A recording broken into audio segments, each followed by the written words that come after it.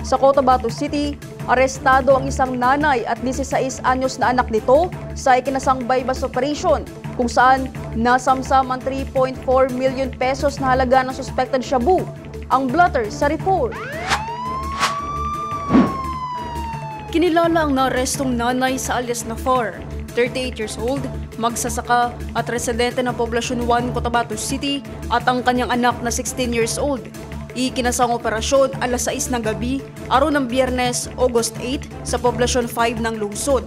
Na-recover mula sa mga sospek ang tinatayang 500 grams ng hininalang shabu na may standard drug price na 3,400,000 pesos. Patuloy ang investigasyon at inihahanda na ang kasong isasampa laban sa mga sospek alinsunod sa Republic Act No. 9165 o ang Comprehensive Dangerous Drugs Act of 2002.